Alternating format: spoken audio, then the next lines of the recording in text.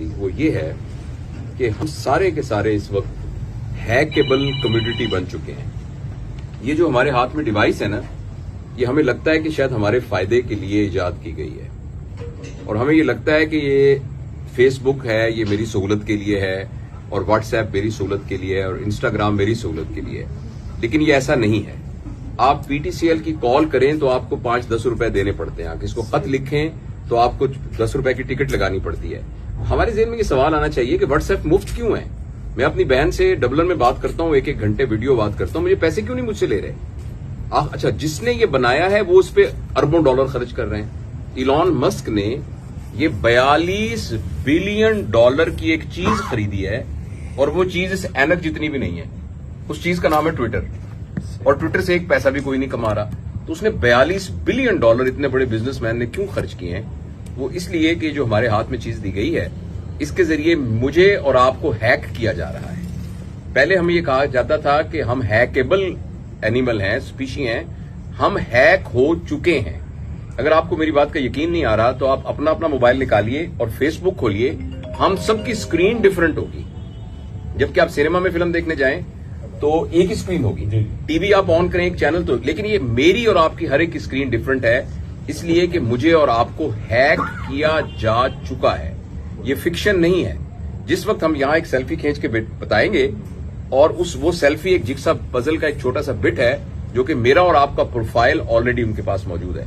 इसलिए कि एक जमाने में जब जमीन जिसके पास ज्यादा, सॉरी मैं ज्यादा लंबी बात तो नहीं सर, मैं आपको इंटरप्ट करूंगा कि जिसके पास जमीन ज्यादा होती थी उसके पास पावर ज्यादा थी, तो लोग मुल्कों पे कब्जा कर लेते थे।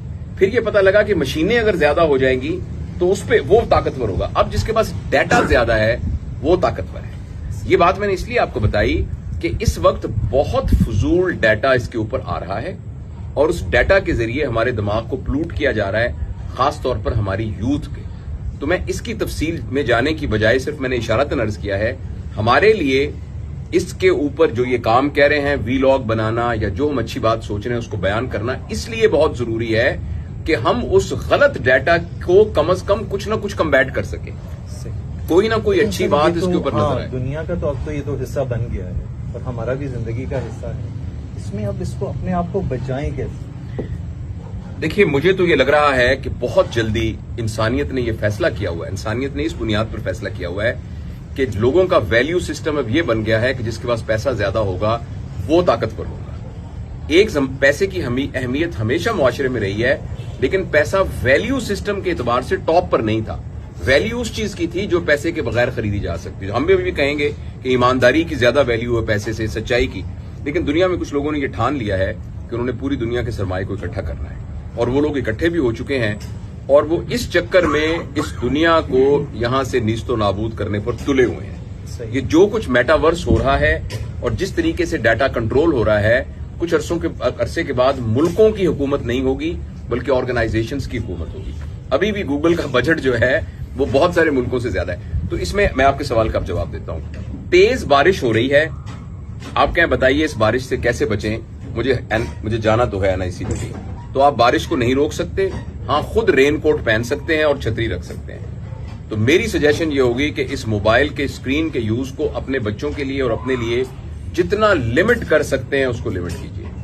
इसको सिर्फ इंफॉर्मेशन और कम्युनिकेशन के लिए यूज कीजिए, एंटरटेनमेंट के लिए बिल्कुल मत यूज कीजिए, वरना अगले 10 साल में ऐसी नस्ल आ रही है और वेस्ट में आनी शुरू हो गई है कि जिन बच्चों को सुसाइडल टेंडेंसीज होंगी, चाइल्डहुड डिप्रेशन होगी, एबनॉर्मल सेक्सुअल बिहेवियर्स होंगे, सुसाइडल थॉट्स आएंगे। ये इतनी खतरनाक बात है। तो अपने आप को बचाने के लिए जितना नेचर से अटैच हो सकते हैं, कनेक्शंस की देख, हम जो सारे बैठे हुए हैं ना, ये हमारे कनेक्शंस नहीं है, ये हमारे रिलेशंस हैं।